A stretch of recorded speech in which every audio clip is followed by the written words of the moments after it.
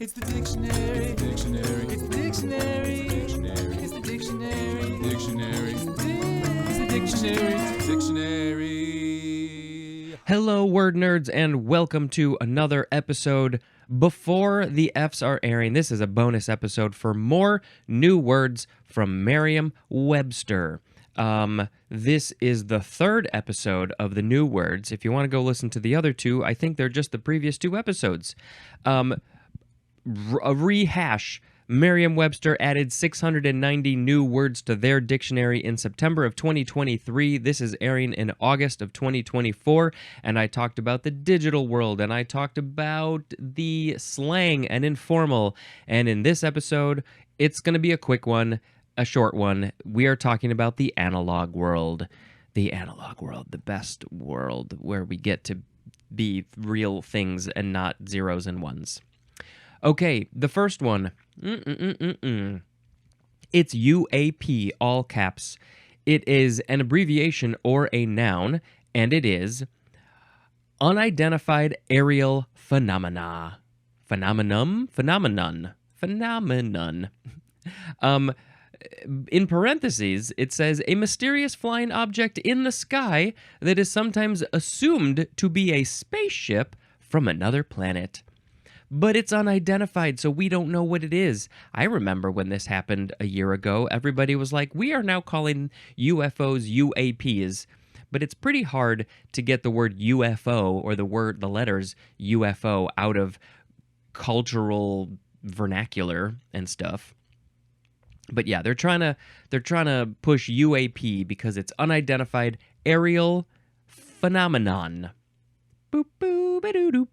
But also, this is unidentified anomalous phenomenon, which is a mysterious phenomenon, especially an unidentified aerial phenomenon that is sometimes assumed to be a spaceship from another planet. And what is the difference between these two? I don't understand. Huh? The first one is a mysterious flying object in the sky. The second one is a mysterious phenomenon, especially an unidentified aerial phenomenon that is sometimes assumed to be a spaceship from another planet. Well, I don't know. It's the same thing. One's aerial, one's anomalous, and they're basically the same thing.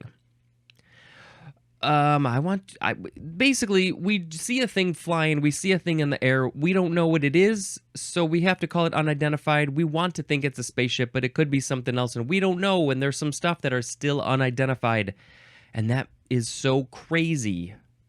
The next word is, I don't know how to pronounce it, but I think it's nyctinasty? Huh? Nyctinasty. Nyctinasty, one of those. It is a noun, and it is plant movement that occurs in response to changes in light intensity and that typically involves changes in cellular turgor. And then also the nastic movement of the parts of some plants that occurs in the absence of a directional stimulus and that is associated with the plant's circadian cycle. So, examples of the plant movement would be closing the flower's petals or the reorientation of a leaf's position. So, based on the direction of the light or the intensity of the light, the flower is going to close or open its petals like Audrey 2, or it's going to twist around or move the leaves in such a way that it can get the most light. I shot a time lapse of a plant that we had. We don't have this plant anymore, but a few years ago I shot a time lapse of it. It was about 24 hours, and it's fine. There's nothing terribly fancy about this time lapse, but I can post it in the show notes. It's just cool to see how plants move when you can't see it with your own eyes. They move a lot throughout the day, especially when they're trying to get closer to the light and stuff.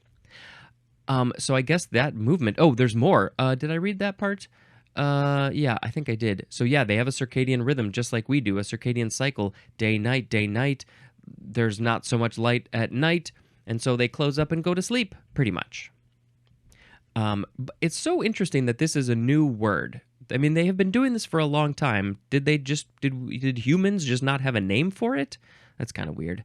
Nyctinasty. All right, the next word is rewild. Verb number 1, to return to a more natural or wild state. And then also, to make or become natural or wild again.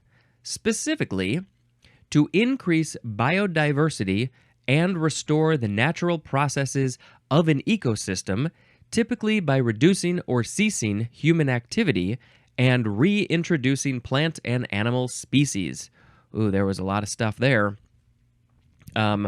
Rewild. So you're maybe putting something into its wild state again, maybe a plant, maybe animals, or making something like maybe your lawn. It's this very manicured, short, beautiful green lawn.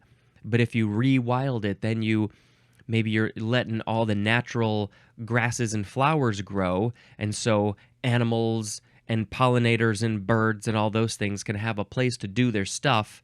And I like the idea of that. I always like the idea of just letting it grow, having like a mini little jungle for all of these living creatures. Because now it's just like, why have a short little lawn when nothing can really live there? And I don't know. Yeah, that's what I think.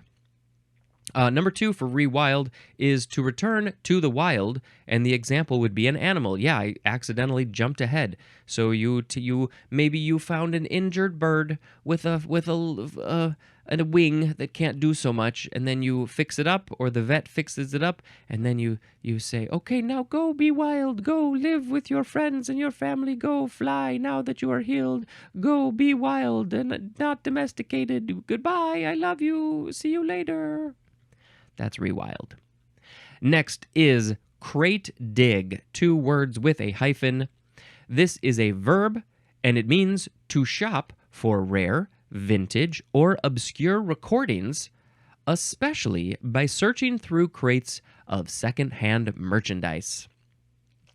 You are literally digging through the crates of probably vinyl, LPs, those big old records that have come back with a vengeance.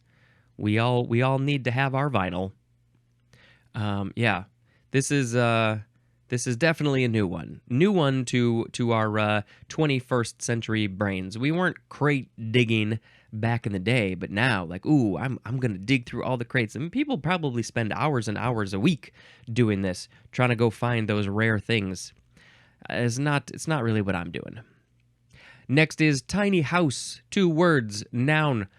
It is a small house or mobile home that typically has a floor plan of less than 500 square feet and that is usually designed for ergonomics and space efficiency.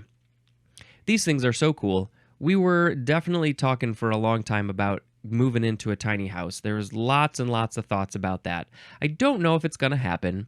We have ideas and thoughts, and maybe we'll see maybe something will happen. But 500 square feet is pretty small. But what I think is so cool about these is all of those fancy things that people create to that, fold or collapse, and then you're like, oh my God, here's a table, here's a chair, here's a bed. Wow, we can do all these cool things. But putting shelves under the stairs, if you have stairs, I would need stairs. A ladder would be bad. Using your space in the most efficient way. I think it is so cool and clever. And secret compartments, oh, don't you want a secret compartment? It makes your 500 square feet or less feel like you have a lot more, if you really use that space well. So they're very cool, and also they are using less space, less resources, and so more people can live in a certain area, maybe a tiny house community. Those exist and I think are very cool. And I feel like there's been this push over many decades for all of us to have more, bigger houses. It's a status symbol to have these big houses, but I think we got to pare things down. I think we got to go more analog as much as possible. We got to shrink. We got to be more community oriented and garden more and all these things, and I know a lot of people who are doing this stuff, but I think as a society we gotta spread that and get into more tiny houses. And why do you need a big old house that's just a ton of wasted space, and you're spending tons of money and tons of resources to heat the thing and clean the thing and blah. Well, like, really, how necessary is that? Smaller is better. 500 square feet is about 2/3 of how we live right now, give or take. I don't know the exact numbers. And that's pretty small. We did stay in a tiny house once, just for 2 or 3 days when we were out on a vacation years ago, and I think that one was maybe 200 square feet.